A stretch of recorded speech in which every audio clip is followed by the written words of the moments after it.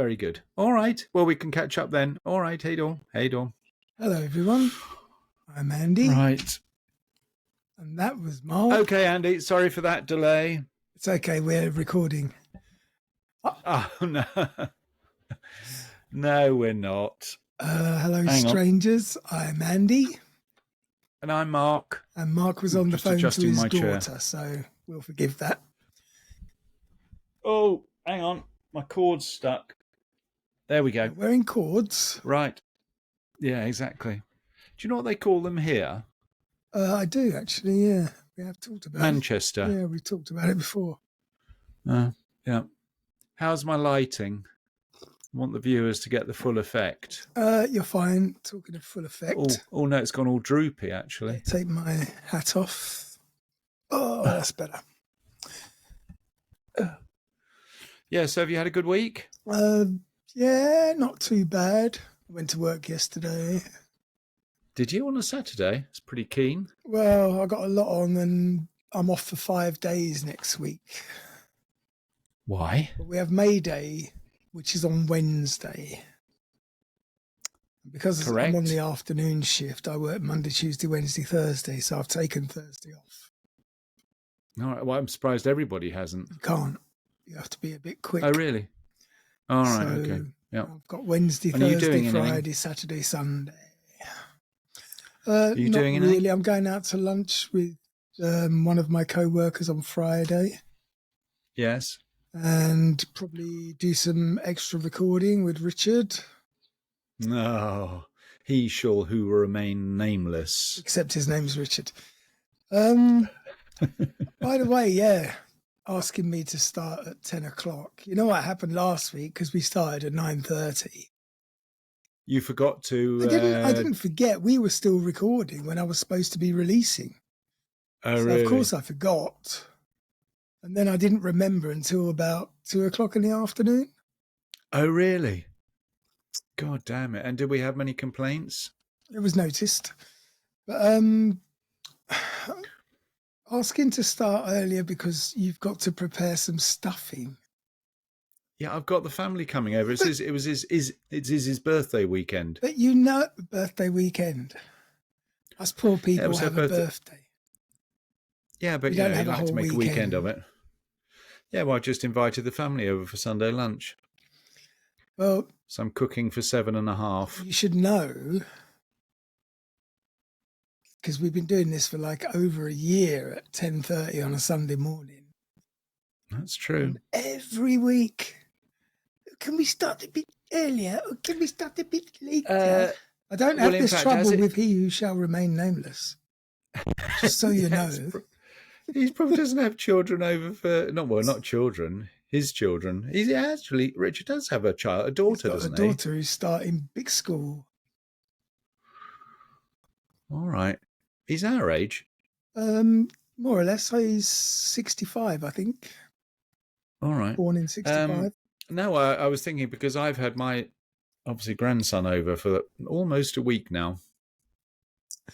I was going to say they're still there. Yeah, they're staying 2 weeks, 2 or 3 weeks, 2 weeks. Oh, just when you thought you got rid of them. And they come back with more. Yeah. He's a bit of a star of the show, is our little Leo. He's very well behaved. He's very happy. He likes Sound of Music soundtrack, which in fact I've had to close the door because you got Mary Poppins going off in the background. How did they discover that? Yeah, he's pretty advanced. No, that's he managed not advanced. To access Why is Spotify. Anybody watching The Sound of Music? No, listening to it. Actually, it wasn't The Sound of Music. It was Mary Poppins. God, it's quite good. You, Mary Poppins. Exactly. A bit of Dick Van Dyke still alive. A bit of what's her name still alive? Julie Andrews. I think she is still alive. She is, I believe. Yeah. So anyway, so that's been busy. Went out for dinner on Friday. Had a bit of a fika yesterday, and it's Sunday lunch today. So yes, so it's been quite busy family-wise. Well, that's nice. Yeah. And the snow gone with you? It was snowing all day yesterday. You're joking. No, but it was +degrees, so it didn't stick. It's a bit, God's sake, isn't it time enough that the bloody snow disappeared for good? I mean, no one is putting their summer tyres on yet. No, I haven't.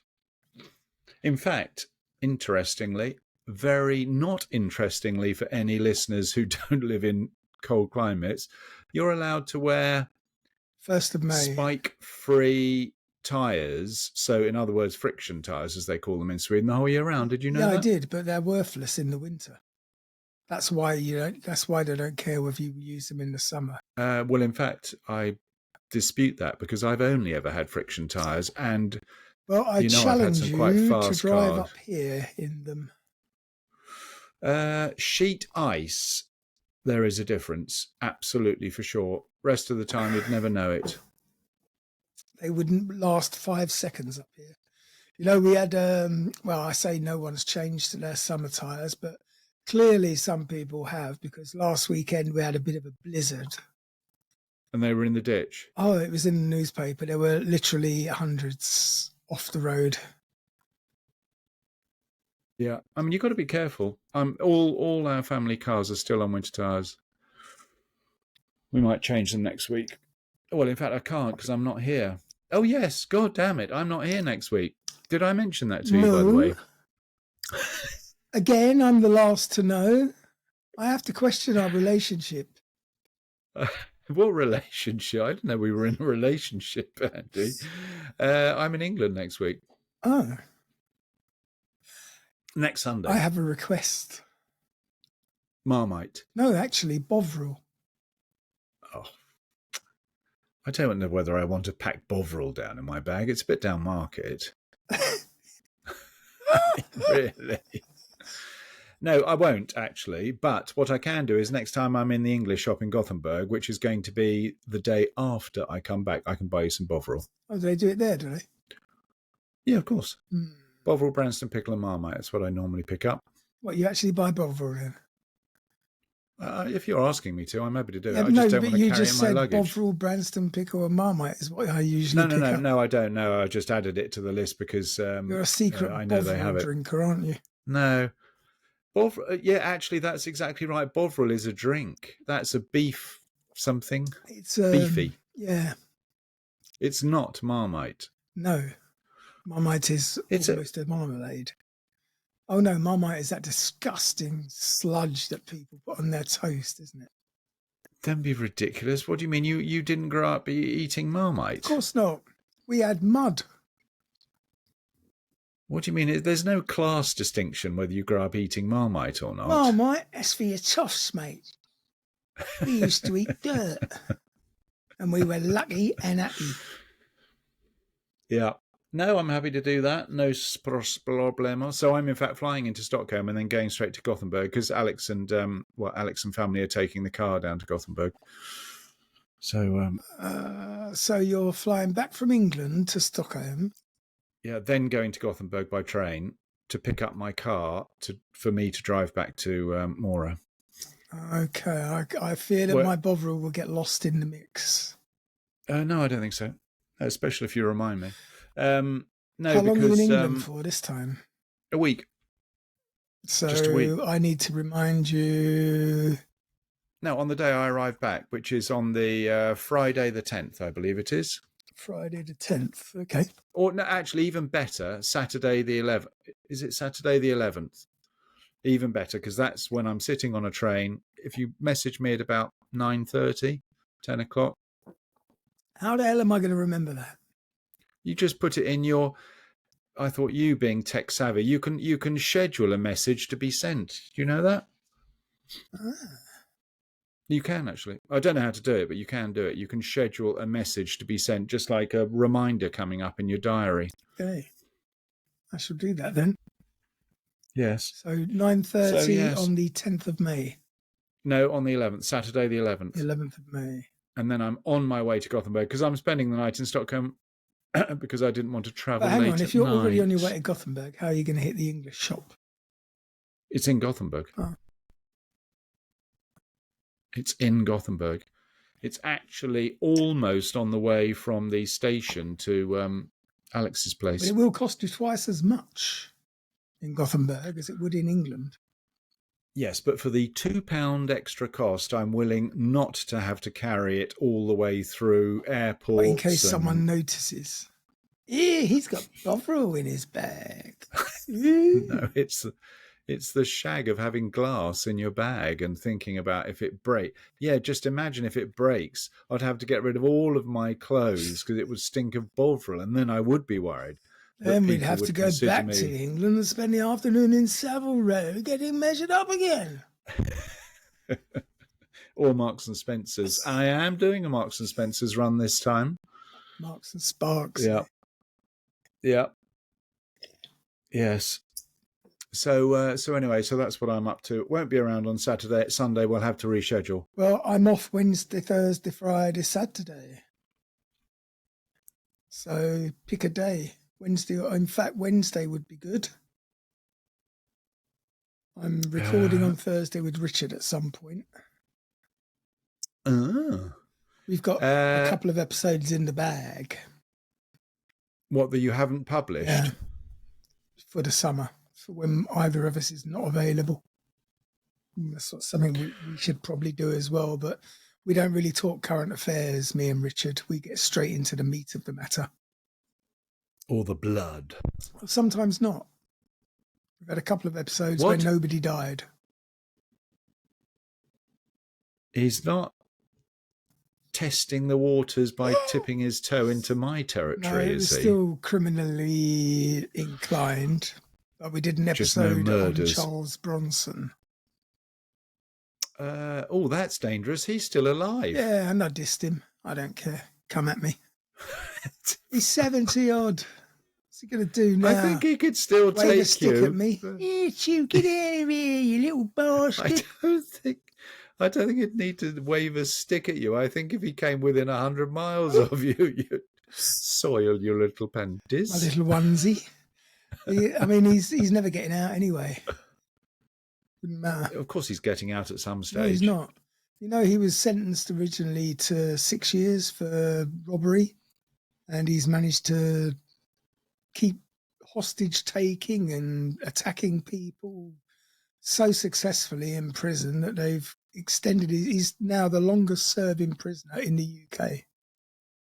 Is he really? That's an interesting statistic.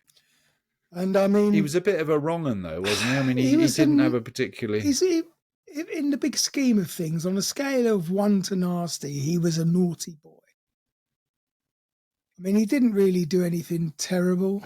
He certainly never killed anybody, and that's what I mean. Did he hurt people, though, physically?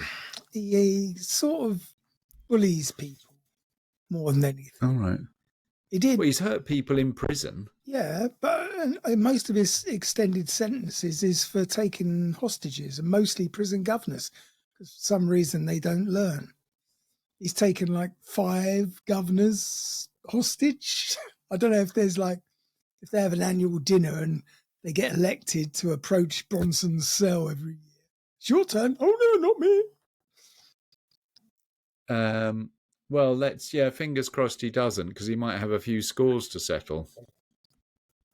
You might be at the top of his list, Andy. He's 70 odd. Yeah, but you're in your 60s. I can still run faster than him. I don't think you can. When was the last time, or in fact, have you ever been in an actual fist fight? Let's not go down that road. Oh, no, of course, yes, you have. I just forgot. What a silly question to ask you. Oh, dear. Anyway, what else is going on in the world? Not too much, I don't think. The Israel-Gaza situation is as crazy as ever. Irani. How hard are the media and the alleged democratic governments of the world trying to get a war started with Putin? How fucking hard? Oh, with Putin? Yeah, or with anyone. Because they've just sent long-range missiles. Biden has just sent long-range missiles to, what's his name? Not Lewinsky, that's that woman. Yeah, he's still a cocksucker. Who are we talking about now? The Ukraine fella. I mean, he's exactly the same as Lewinsky, really.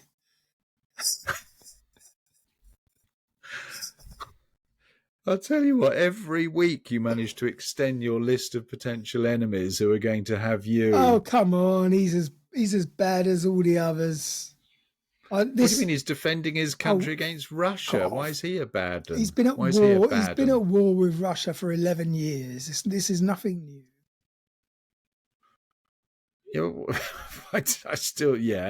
He's been fighting the Russians for 11 years. Actually, it wasn't him, but anyway, the country has. Now, I was reading that they're blaming the closure of our fish and chip shops on the war in the Ukraine. Because what? We don't have potatoes or cod? Because everything in the world comes from the Ukraine, clearly. Flour. No, this time it's cooking oil. What you're telling me that Ukraine is the world's biggest provider of every bloody amenity that we use because they've affected the price of petrol, diesel, food, clothing. Everything in the world has doubled in price, and it's all down to the Ukraine. What a load of bollocks! Yes, but here's an interesting little tidbit. If the media is blaming Ukraine, do you know who is responsible for the shortage of cooking oil in England? The media. No, have a guess. It's the government. Well, of course. Because in spite of having left the EU and claiming that we would have control over how we do things. Hang on, there's not a shortage. There's not a shortage. We're not talking about shortage. We're talking about the price doubling. Yes, but I can tell you why it's the same thing. Some demand and supply, mate. No, but anyway, very quickly, we have outlawed something beetle, which affects the rapeseed oil crop, and so farmers have given up growing rapeseed oil because there's too much risk that their crop's going to fail. Whereas in Europe, they don't have such restrictions, and so all we do is have to buy our oil from EU, hence the price goes up. But it's madness. Absolutely got nothing to do with the Ukraine. No, that's exactly what I'm saying. It's got absolutely nothing to do with the Ukraine. Anyway, no one wants to hear this. Well, not many people want to hear what we're supposed to be talking about either. What do you mean? So. Part 1 was fantastic. I was going to say, has Luke actually come up with part 2, or did you have to do it yourself? I did send him a message, our friend Luke. And he said, it's not Mark, Luke, Richard and Andy podcast. I said, are you aware that only 4 pages came through on your pudifer? Or is there some more that I'm missing somewhere? And he sent back, I can tell you exactly what he said. He said, do your own bloody research, you lazy bastard. Oh, you can't find it. That's going to be a problem for you if you can't find it. Oh, it's trying to force me into the new Outlook. Fucking hate you. Well, you were in the 2001 version of Outlook. I don't want that new Outlook. It's shit. Is it? What's the difference? It's confusing. All my inboxes are gone. I can't choose which account I want to. Oh, go away. I keep them separate for a reason. I bet you do. I bet you've got a secret email account for all your dodgy stuff on the black net. Dark web. Is that what it's called? The dark black net. Oh, I was obviously thinking what you dress up with every evening, a bit of black net stocking activity. Oh, here we go.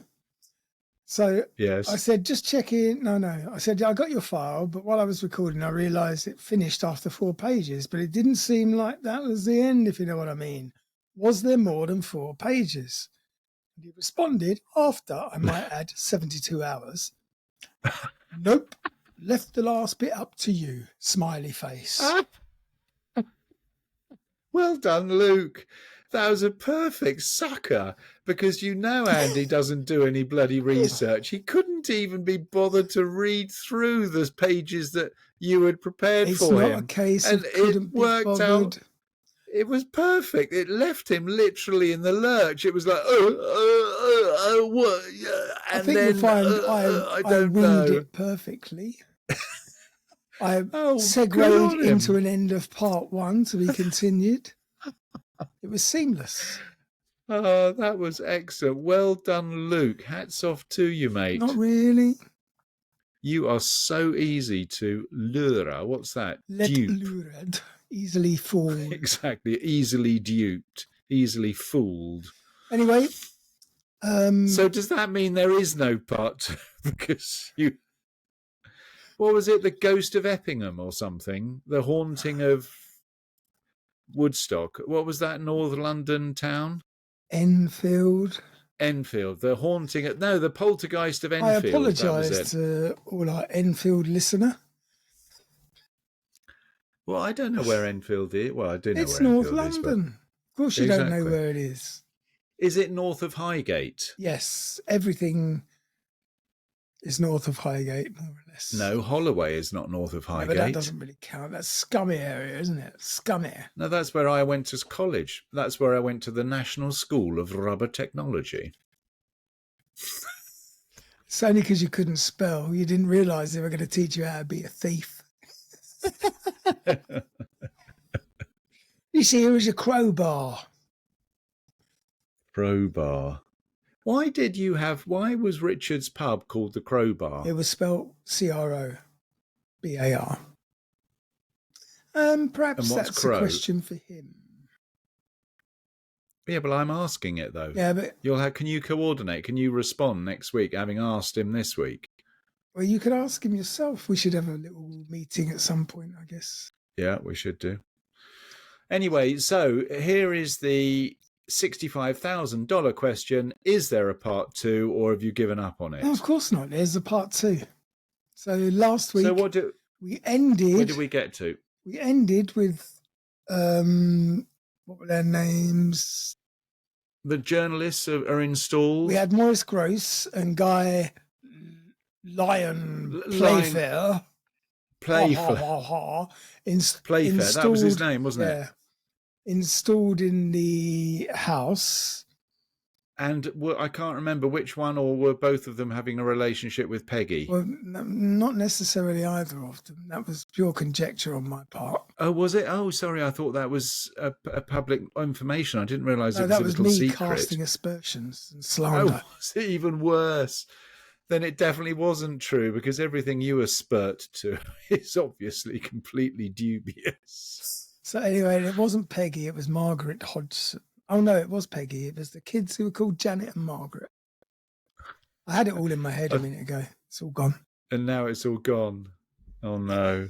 So anyway, we had the members of the Society for Psychical Research, Maurice Gross and Guy Playfair.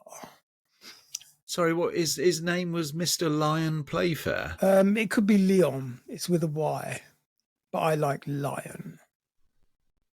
No one names their child Lion Playfair. I think it's a double-barreled twat name. You mean a triple barrel? No. Or three consonant? What's it called? First name Guy. Yeah. Second name Lion Playfair. Exactly. Lion. What are the little bits of Playfair? Yeah, but what is the little bits of words that make up a sound? Like Mark is 1. Alan is 2. Beautiful I told you what it is was. 3. I told you what it was 3 weeks ago. Last time we spoke. Now you're making me senile. Consonant vowels, but that's letters. Yeah, I know. Never mind. It will come. Anyway, so you think he's actually got a double barrel name with 3 of these things we can't remember? Lion Playfair. No, it's just absurd. No, but it's 2 words. It's not. I realise that. No, but is there a thing in the middle? A hyphen. A hyphen. There is no hyphen between the first and the second 2 syllables. Syllables, thank you. Syllables, we got there in the end. Anyway, so yes, and we've had quite a lot of sort of reasonably confirmed activities. That Cozza with the chair moving around the kitchen. And the photographer with the Lego in the eye. Photographer with the Lego in the eye. And a lot of people have witnessed a lot of strange stuff going on. Yeah, because Peggy originally called the coppers in August 1977. And this is only a year or two later when all of these people moved in. This isn't even a year or two later. This is ongoing. This is from August 77. And if you remember, I think it was Leon Playfair stayed for 14 months or something ridiculous. He literally moved in. I hope he was paying. Well, that's why I said he was definitely... Yeah, but he had that fellow Gross, Maximus Gross. I think you're thinking of Gladiator.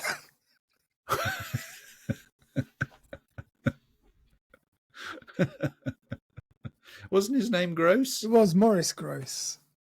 Maurice, not Maximus. I was nearly right. Not even close. We'll call him Minimus Gross.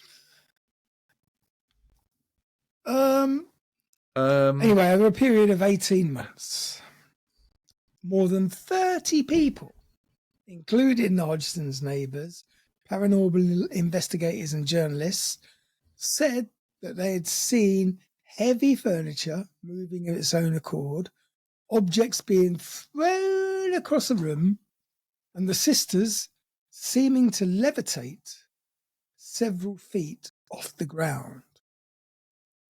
Photographs? I will put a picture on the screen. What? Yes. No. Yes. Right here.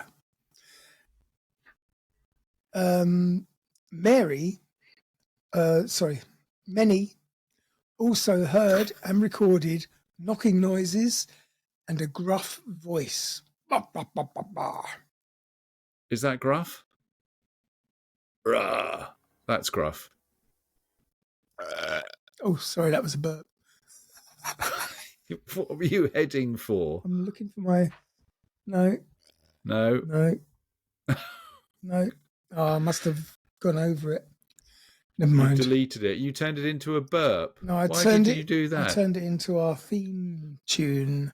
Hang on a second. I've just realised we're recording this. Yeah. I mean, with video. Yes. So viewers will see what you're wearing. Yes. I'm not worried about that. Why? You might get arrested. Might get invited to join a specialist club. I was going to say, what is that? What is that? Furries. Is that what they are? Where they dress up as babies? No, I'm not dressed up as a baby. I'm dressed up as a minion. There's a big difference. You'll upset the baby fans. What? You mean there's a special group? People who like to dress up as the minions? Certainly. And they're called the furries? Certainly the ones who dress up as babies. That is a big thing. That's a big industry. Oh, yeah. Absolutely. Did you have any special evenings at the club, No. baby? No, we were into the more different stuff. Sado and Masso type stuff. Anyway. Yeah. Show them your hood. Was it only Izzy who saw the hood, or the it was viewers already have up seen the hood? when we started recording. All right. Now, the story was regularly covered in the Daily Mirror until reports came to an end in 1979, probably for two reasons. One, Samantha Fox came along and whacked him out. And two... Whacked what out, exactly? And two, they realised that they were flogging a dead horse. Now, But hang on a second, it wasn't dead. That was the whole problem. It was very much alive with the amount of... Did he start this poltergeist? Did he start his own furniture removal company? That would have been Enfield Furniture Removing Company. you won't even know we're here. No, literally. Now, the SPR... which was sensory, supernatural. The Society for the Yes. Psychical Research. All right. Oh, sorry. So are we keeping you up? Yes, you are, actually. The members, Maurice Gross and Leon Playfair, had reported curious whistling and barking noises coming from Janet's general direction. And although Janet is one of the daughters. Yeah, Janet is the main protagonist here. She's the one they have it a all pet happens dog? to. No. I hope not, now that I've said that. Now, although Playfair maintained the paranormal activity was genuine, and he wrote in his later book, This House is Haunted. That was the name of the book, or that was an extract from the book? That was the title. In parenthesis, True Story of a Poltergeist, published in 1980. Did it sell many copies? At least one. And he said, did you buy a copy for research purposes? Yes. He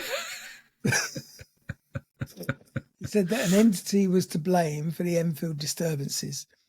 He often doubted the kids' veracity, and he did wonder if they were playing tricks and exaggerating. But still... Yeah, but if you've seen furniture moving, I mean, you've seen furniture moving. Yeah, but are you convincing yourself that you've seen things, or are you actually seeing things? What, you reckon he might have had a few bevies before he had the sightings? Well, anyone who applies for a job at the Society for Psychical Research is suspect in the first place. I think you might be doing them a bit of a disservice. Maybe. I hope they do a pucker job. Ghost busting or whatever it is they do there. Even though some of the alleged poltergeist activity was possibly faked by the girls, other incidents they believed were genuine. Other paranormal investigators who studied this case included an American, or two Americans in fact, demonologists, if you don't mind. Now, I don't know where they got their ology, but I would love to know where I could go to study demons to get my bachelor's. They probably study it at the same place they did theology. I'm a bit pissed, actually, because I was wasting my time with history and geography, and all this time I could have done demons and witches. Exactly. No, I'm sorry, but demonology has to be a separate course from theology, because you can't have one without the other. Well, demonologists Ed and Lorraine Warren, luckily they found each other. They both had the same surname. Exactly, Ed and what Lorraine. What a coincidence. Indeed. Who visited the Enfield house. If they had children, their children would also be called Warren. Not if they were a girl. That would be awkward. No, the surname was Warren. Oh, I see. Okay. So they visited the Enfield house. It's not often that my jokes go straight over your head, is it, for God's sake? It didn't go over my head. Aha. I was playing a straight man. Oh. What with a minion suit on? Yeah. So they visited the Enfield house in 1978, and they were absolutely convinced that the events had a supernatural explanation. Well, of course they would, because they're demonologists. Yeah, I mean, that's basically what their whole career is aimed towards, finding something like that. Nothing nasty ever happened. A bit of moving furniture. The poor old fella got hit by a Lego piece, which is not the end of the world, but there was nothing else. I mean, well, Janet was actually found out in a bit of trickery. Uh-huh. A video camera in an adjoining room caught her bending spoons and attempting to bend an iron bar. Why is that trickery? Well, because if you remember last week, she demonstrated that she could bend a spoon with the power of her mind, but she did it only once. Yeah, but the thing is, I bet Uri Geller has to do a bit of practice for bending spoons. What's wrong with that? Oh, I see. Literally, physically bending spoons, as opposed to... Yeah, she wasn't sitting there doing He used to do this. Yeah. He used to do that, and then literally the two halves of the spoon would just fall apart. Yeah. Come on in. It's a shame I don't have a spoon, because I could have a bit of a practice while I could sit here doing this just to see if I could get it to bend. Come on in. Are you going to just sit there, or are you coming on? Who are you talking to? Can you see her? Her little ears at the bottom of the screen. No. Oh, she's going to lie down and I'll show you. She's trying to decide. She's on your keyboard? No, but she's going to be if she doesn't move. She's going to either lie in front of it or on it or climb on the lap and show everyone. And then what do you do? Well, if she's on my lap, that's fine. No, if she's on your lap with that blue Minions gear on, it's going to turn all white catty hair. Well, everything else in this house is all white. Here we go. There's my girlie. There's my good girl. Don't. Come on in, show Mark your Sunday surprise. Here's my girl. There it is. Oh, look at that. Look at that. You're so pretty. Away. I don't want to see. Oh, dear. Cat porn. Anyway, come on. Laura's been found out. So, Janet. She was caught bending spoons. Laura. Gross had observed Janet also banging a broom handle on the ceiling. Which is a bit of a giveaway for the banging noises. What's going on in here? Janet wasn't arrested later in life for fraud and con archery. I think Janet was 11 at the time. And also hiding his tape recorder for some reason. According to Playfair, one of Janet's voices, who she called Bill, displayed a habit of suddenly changing the topic, which was a habit that Janet also had. Hang on a second, I haven't heard this voices stuff. Where did this come from? Well, I said there was gruff voices, and she would become possessed by the poltergeist or various spirits. And there was a selection of... Oh, cute. It was a tough night. What did you do? No, it's just the exhaustion of having a 3-month-old in the house is... Can't imagine how much work that is. Especially with the mother and father there.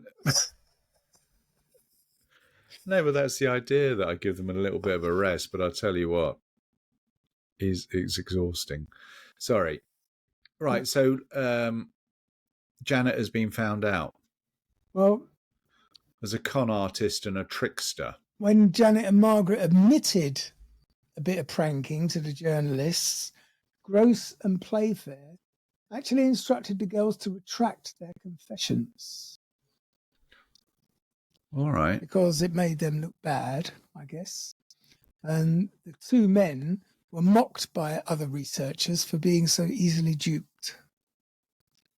So I'm not surprised. I would want to cover that up as well. Now, psychical researcher Renee Haynes noted your voice is a little bit cat muffled at the moment. Can you hear her purring?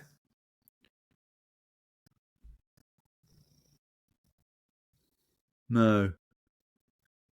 I thought that was only baby cats that did purring. I didn't realise grown-up cats did purring. Any cat that's contented will purr. I'm not surprised, depositing all that white cat hair on your blue onesie outfit. Anyway, Renee Haynes noted that doubts were raised about the alleged poltergeist voice at the SPR conference in Cambridge in 1978. So, they must be quite big if they have a whole conference. Unless it's just like Gross and Lion Playfair. People have conferences with the most... we know someone who goes to the concrete and drilling conference every year. Yeah, but that's in Las Vegas. I would also go I realise that. But who the hell would think that there's a concrete and drilling conference in the world anywhere, let alone Las Vegas? I would go to that. Yeah.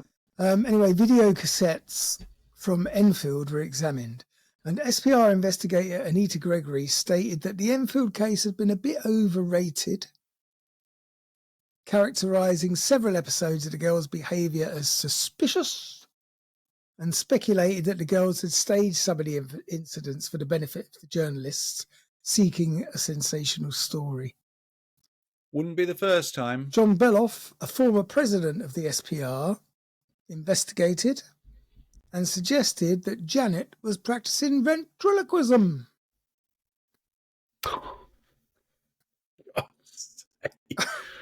you would have to be pretty dumb to imagine that there's a spirit or poltergeist in the room. I can feel a presence. Don't look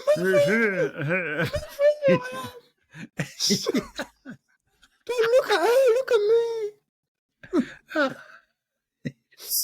me. No one could be that stupid. Even if his name was Playfair. Lion Playfair. I've just got it, actually. It is a strange old name, isn't it? Playfair. Anyway, both Beloff and Gregory came to the conclusion that Janet and Margaret... Hang on a second. Who is Beloff and Gregory? These are new characters. No, Beloff is the former president of the SPR. Ah, yes. That's right. He was the ventriloquist suggester. Yeah. They concluded that both Janet and Margaret were playing tricks on the investigators. Now, not to be outdone, we have a chap called Milburn Christopher. He's got his name back to front. It should have been Christopher Milburn, surely. He's American. He's an American magician. Even in America, you get your name the right way around, for God's sake. I baptised this child Christopher Milburn. How could they have got that confused on his birth certificate? You'd have to talk to his mother, Smith Margaret.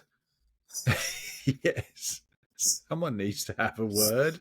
It's pretty basic. Would you trust anybody who can't even manage to get their name the right way around? He was an expert in... I don't know. He was an American stage magician. Oh, was he? And he briefly investigated the Enfield occurrences and failed to observe anything that could be called paranormal. Maybe he changed his name by magic. He was dismayed by what he felt was suspicious activity on the part of Janet, later concluding that the poltergeist was nothing more than the antics of a little girl who wanted to cause trouble and who was very, very clever. I am going to look up while we're talking. I'm going to look up. What was her surname? Who? Janet's. What's Peggy's surname? Hodgson. I'm going to look up Janet Hodgson poltergeist and see if we can see what she's doing now, because you clearly wouldn't have done that. Don't be preempting my podcast. Serious? My podcast? Technically, it's mine until I give it to you. No, I don't think it is. I think your ego in your little Minions suit might be just getting a little away with you just a little bit at the moment. Rich, we're going to have to bring that thing forward. That thing. Oh, dear. All right. Well, good on you if you actually know what Janet's doing these days. Now, you've made me lose my place in my extensive notes. Yes, exactly. In your extensive notes. Cat hair everywhere. Ventriloquist Ray Allen, well known in Cambridge. I might have heard of him. He visited the house and he concluded that Janet's male voices were simply vocal tricks. There was a skeptic called Joe Nickel of the US-based Committee for the Scientific Investigation of Claims of the Paranormal. Now, why would that committee, being based in America, have an accent like that? Like a London accountant. Who's the radio presenter, the comedian radio presenter? That's what he sounded like. Anyway, You don't want to do it like that. You want to do it like this. He examined the findings of paranormal investigators and he criticized them for being overly credulous when a supposedly disembodied demonic voice was heard. Playfair noted that, as always, Janet's lips hardly seemed to be moving at all. Well, if it was hardly moving, she was... You're all going to try. It's my fucking podcast. Oh, dear. Are these people still living? Maybe they just wanted free place to live, where they wanted to move to London for some reason. Maybe. He states. I'll tell you what. Anyway, go on. The airlines must have made a fortune out of this story with all these bloody experts flying in from America and God knows where else. How many people were in this little 2 up, 2 down in Enfield? No. Maybe she wanted it. Maybe she had invested shares in Airbnb and wanted to make a few quid on it. Oh dear. He states that a remote-controlled still camera, the photographer wasn't present in the room with the girls, was timed to take pictures every 15 seconds, but it had been shown by investigator Melvin Harris to reveal pranking by the girls. He argues that a photo allegedly depicting Janet levitating, on screen now, shows her bouncing off the bed like it was a trampoline instead. You'd get arrested if you put a camera in a young girl's bedroom these days. No. So all she was doing was bouncing on the bed, and that was reported as levitating. Last weekend, just as an aside, I was up here editing our episode, and I heard, "Oh no, that's someone at the door." Oh no, I wasn't. I was actually playing a game with Robin. I had a wireless headset on, so I said to Robin, someone at the door, I'll be back. And I opened the door. There's these 2 little girls with a jar of sweeties. Yes. I've gone, hello. And they've gone, isn't it supposed to be the other way around? Hello, Aren't I supposed to be offering the sweeties? They said, would you like to buy some sweets? In Swedish, obviously. And I've gone, I'm really sorry, girls. I don't have any cash in the house. So I said, foolishly, do you have swish? He was like, fuck off, I'm only 5. But I mean, they didn't have swish, obviously. I said, look, I'm really sorry. I just don't have any cash. I don't have cash in the house. And no. She said, would you like one anyway? What a kind little girl. I know. I said, no, honestly, good luck with selling them. I'm really sorry. I'm going to make sure that I get some cash for the house. Okay, I came back upstairs. But as I was coming upstairs, I thought, wait till the paedophiles hear about this. Sweden is going to be fucking #1 tourist destination in Europe. I'm very sorry. They weren't your landlady's children, obviously. They were just little children. Yeah. I mean, they can't have been that young. 7 maximum. I mean, there was an older one and a younger one. I'm guessing sisters. But I mean, it's not the first time. Do you remember Phil saying that he opened the door to some girls who had some candy, and he didn't understand a word of Swedish at the time, and he just helped himself and went, thank you, and shut the door. Oh dear. I mean, it's, in a way, it's nice to think that you live in a place where that sort of thing can still go on without parents going mental about letting their kids out. Coming from where I come from, I could never let my daughter do that. She did go out trick-or-treating with me standing in the bushes watching. Armed with a rifle and telescopic sight. More or less. Thing is, we took him out, me and Derek and his daughters, we took him out where he was living, and we stood across the street, and they knocked on the door. Where's the goodies? And then they went in the house, and the door shut, and me and Derek looked at each other and went, what do we do now? And how long is a reasonable amount of time before we go kicking the door down? Anyway, they came out, still alive, so there was no trauma. They survived. What doesn't kill you makes you stronger. Apparently so. That was Friedrich Nietzsche said that. I thought I just said it. Originally, it was Nietzsche. Oh, someone else has said it before me. Yes, someone rather well known. Anyway, this chap argued that a photo, or he called the photo examples of common gymnastics. And he said it's worth remembering that Janet was a school sports champion. Yeah, in what though? Netball? I don't know, bed jumping. Jumping. Trampoline champion, levitating. Trampoline ventriloquism were her talents in the school talent show. Yeah, but completely unrelated to the poltergeist stories. I hope she had a reasonably high ceiling, because you can do yourself a bit of harm bouncing up and down on a bed. Yeah, not when you're 11, you just bounce back down. There's no way that the photograph of her levitating was above a bed. No one would be that stupid. The room was quite small. I'll put up a picture of the bedroom here. Yes. You'll see it's quite small. But hang on, you're going to have to review this system now, because previously you were showing me photographs and I kept asking, can the viewers see this? And you said no. And now it's the other way around. The viewers are going to get to see the photographs and I don't. You're going to have to watch the video.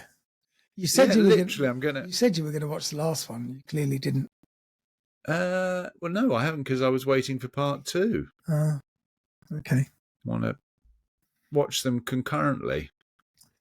Well, he pointed out, Nichols did, that a tape recorder malfunction that Gross attributed to supernatural activity was in fact superglue. And SPR President David Fontana described as an occurrence which appeared to defy the laws of mechanics, was actually a peculiar threading jam which occurred with an older model reel-to-reel tape recorder.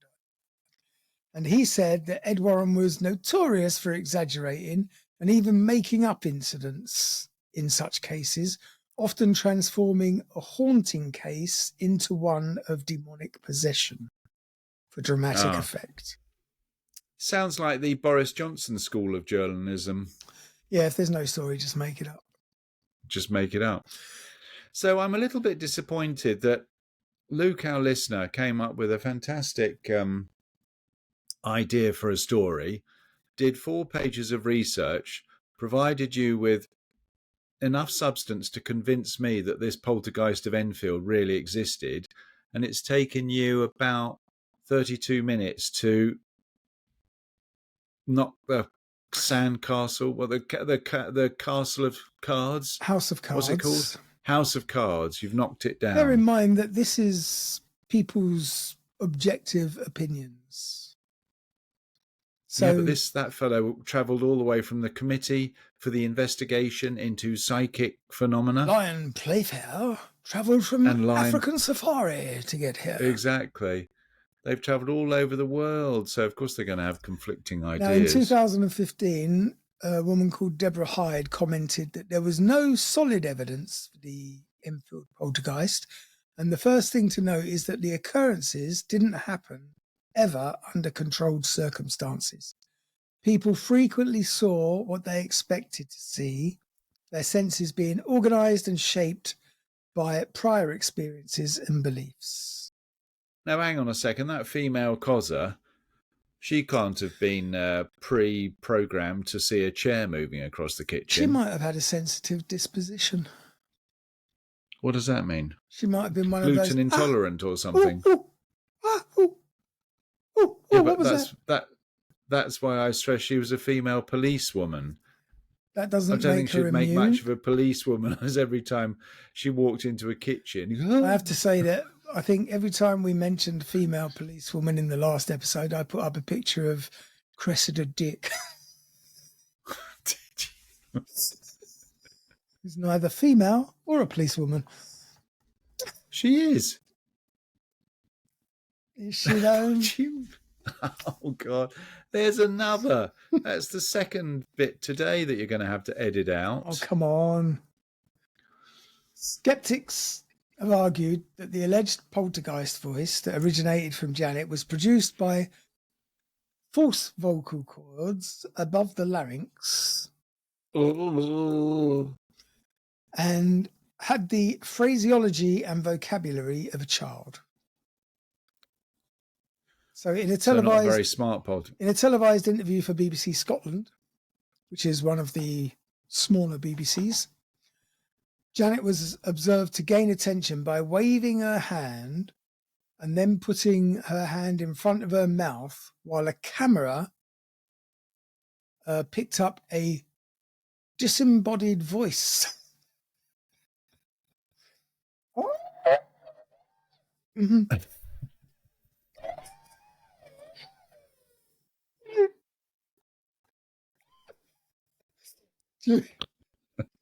During the interview, both girls were asked the question, how does it feel to be haunted by a poltergeist? Why is no fair play It's the wouldn't BBC. be doing the interview? It's the BBC. Oh, I see. It's his brother. Janet replied, brother. It's not haunted, Governor, Your Honour. And Margaret, in a hushed tone, why is it assumed that all people in Enfield are making court appearances?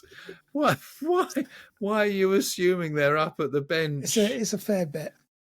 Excuse me, Your Honour. I've been. No, everyone. It weren't me. Everyone was Your Honour. Everyone was Your Honour to your local Enfieldian. You're a toff and no mistake. It wasn't me. It was him. So Margaret, in a hushed tone, interrupted. Shut up. Shut up.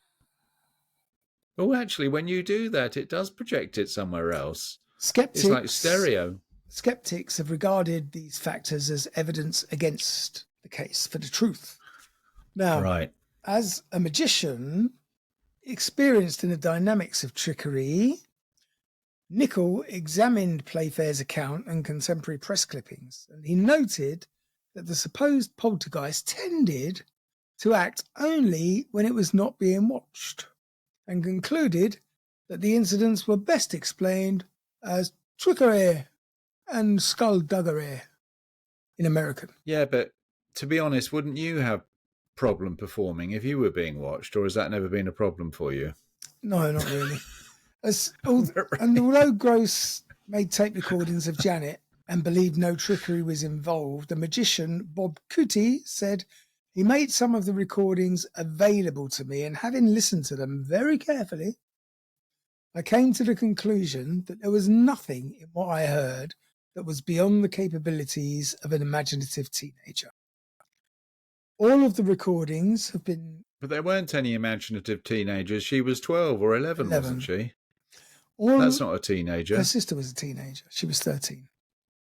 Uh-huh.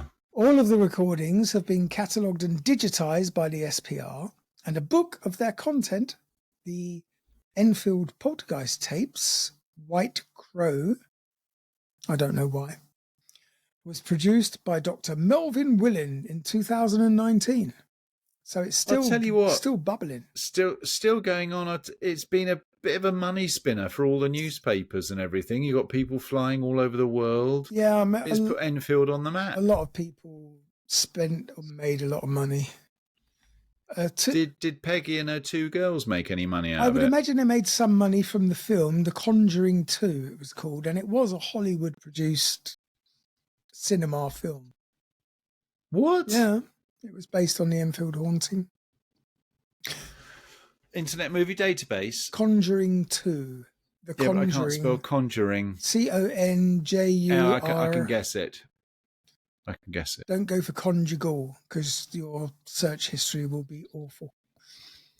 I've even forgotten what conjuring, Con. A 2016 article by psychology professor Chris French in Time Out magazine described 5 reasons why he believed the case to have been a hoax.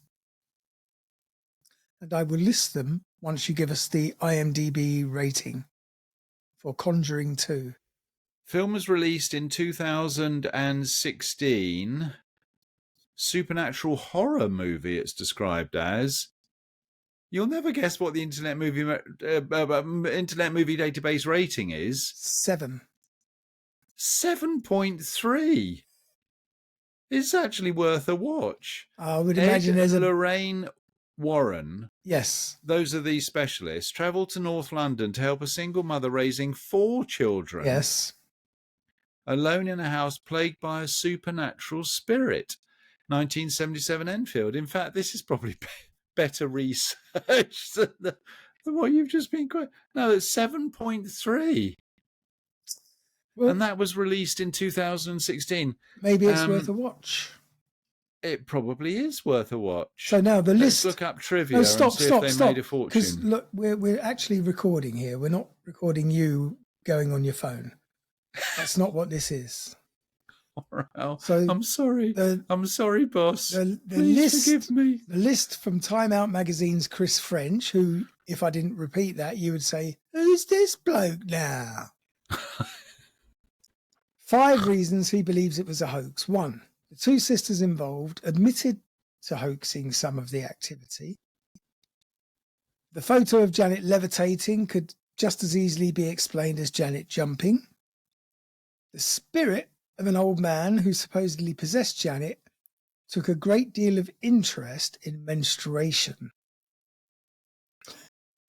All the eyewitnesses were notoriously unreliable, and other schoolgirl pranks before and after have got out of hand. I don't know how general that is, if he's talking about Janet and Margaret or if he's just talking about schoolgirls in particular. Please, sir, am I allowed to speak now? Anyway, I mean, there was so much that came out of this. In December 1978, BBC Radio 4 broadcast a documentary, The Enfield Poltergeist, by BBC reporter Rosalind Morris. And Morris visited the Hodgson household on numerous occasions to make this documentary. In 1992, the BBC aired a controversial mockumentary titled Ghostwatch, written by Stephen Volk, also based on the Enfield Poltergeist. In March 2007, Channel 4 aired a documentary about the Enfield Poltergeist titled Interview with a Poltergeist. The Enfield Poltergeist has been featured in episodes of Strange But True and Extreme Ghost Stories, and it was the subject of the 2015 Sky Living television series, The Enfield Haunting, which was broadcast from the 4th to the 17th of May 2015. Does it mention that in 2024, Strange Stuff Podcast even did an episode 2 episodes relating to the Enfield Poltergeist? No, because this is written in the past, not the future. No, but it could have been, that would have been good edge, wouldn't it? The 2016 film, Conjuring 2, as we spoke, was based on Ed and Lorraine Warren's investigation. Actually, I'm guessing that Ed and Lorraine Warren made money out of that. Rather than the family. Yeah. In 2018, BBC Radio 4 programme The Reunion, presented by Sue McGregor, revisited the case with interviews with Richard Gross and Graham Morris. What about Janet? Not Janet. I have to tell you that Liam Playfair passed away. While investigating? No, but he's since died, so...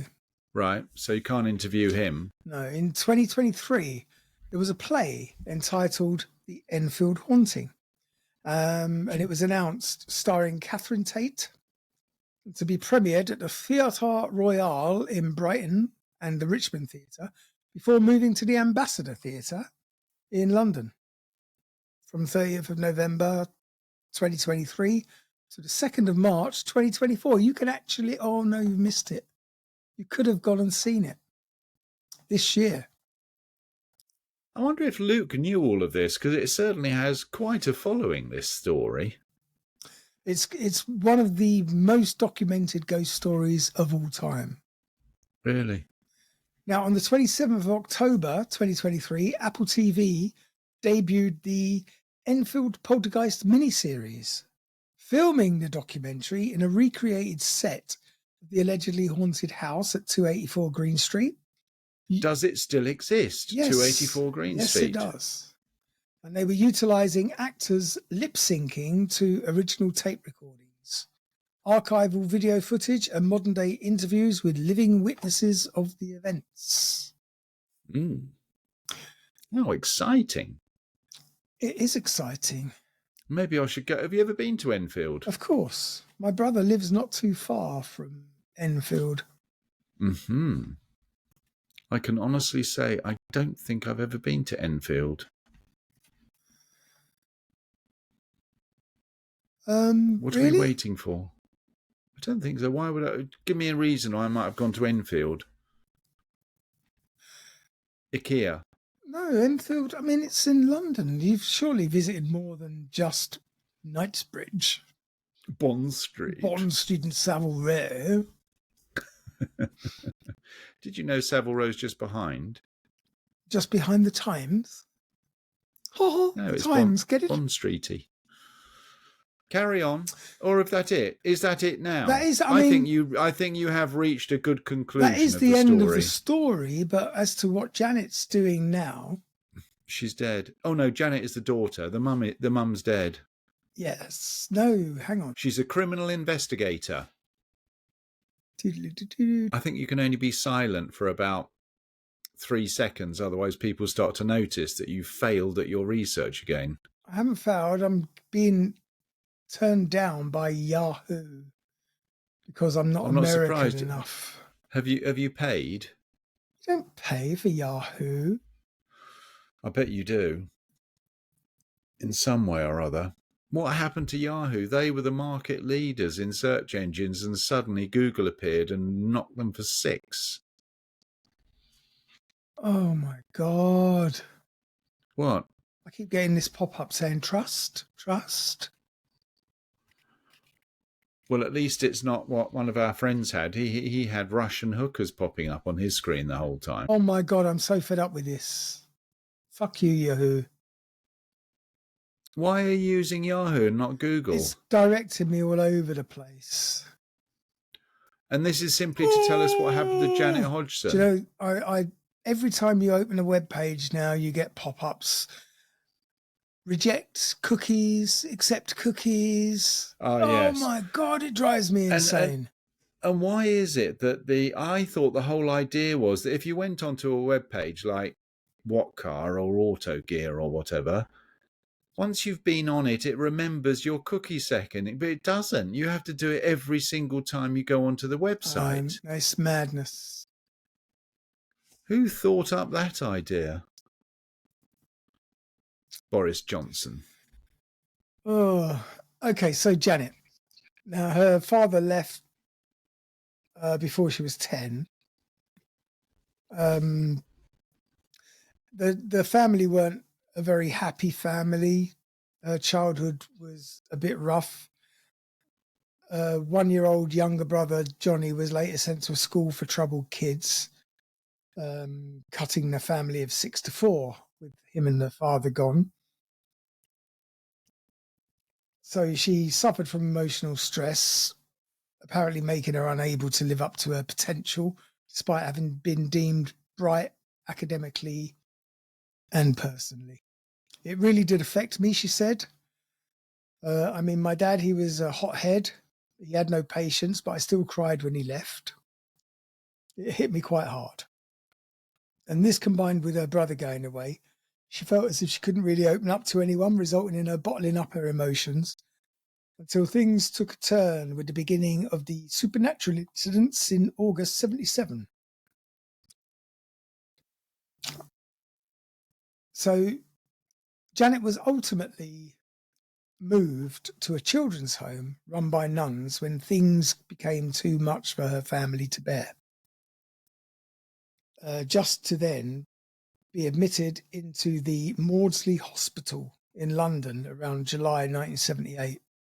And according to reports, things had grown worse in the weeks she'd spent in the former institution owing to personal stress, which was why she was subsequently placed under the care of a neuropsychiatrist. This was when she was able to finally calm down. I hope this story has a happy ending, Andy, because we've been laughing at this story the whole way through, and this poor girl had a happy ending, you're going to tell me. Well, it didn't pan out the way Janet had hoped, because Peggy practically disowned her for bringing such eerie trouble to their doorstep, even if it all came to an end sometime in 1979. She was actually scheduled to join a children's home again following her medical discharge, but a lack of space anywhere left officials with no choice but to return her home to her mother's charge. She didn't really want me because I was trouble, said Janet. I was part of the problem, why it was happening. I think she was really fearful that it would all start up again because I was there. But today, considering everything that Janet endured, including bullying in school with the nickname Ghost Girl, plus a near-death experience with the alleged ghost, it's no surprise she left home at the age of 16. She married young too.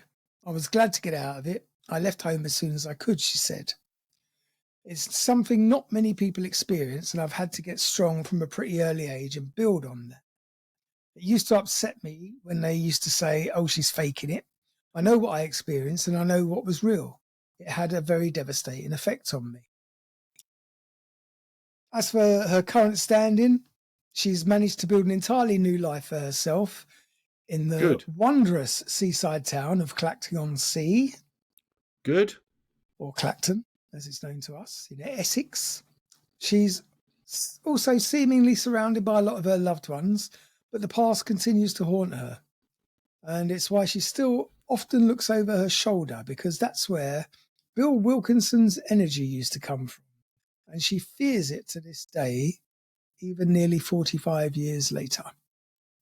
Bill Wilkinson was the name of the poltergeist, by the way. I was going to say, I don't remember us divulging that piece of information until the very last second of part 2 of the podcast. I've never really said this to anyone, but you never really feel completely yourself, Janet concluded. What is myself, It's something you never forget. It's something you'll just think of and it will come flowing back, You never feel like you're free of it. I don't like to say this, but I feel it even now. It's never left me. And that brings us to the end of the Enfield Haunting. And there we go. I'll tell you what. That was a bit low. Did you? No, it was all right. Did you know that it had been made into a movie? Yes.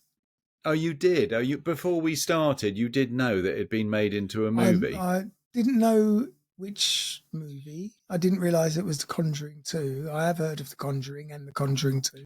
Was there a Conjuring, The Conjuring, and this is part 2, or yes. Was there all? There was 2 separate films, 2 separate stories. All right. Well done. Well done, Luke, for putting us in the right direction, and mild congratulations to you, Andy, for actually seeing a second episode. Well, and it was a long one as well. My God, I've got to get the chicken on. Oh, got to get my stuffing done. Stuffing is done. Was there anything else we needed to discuss? Oh, yes. Today is our 150th episode. What now, you tell us? I know. I forgot. How could you have forgotten that? 150 of these things. 150. That's, God damn it. That's nearly 3 years. In fact, of our lives. July is our 3rd birthday. So perhaps we should have a cake.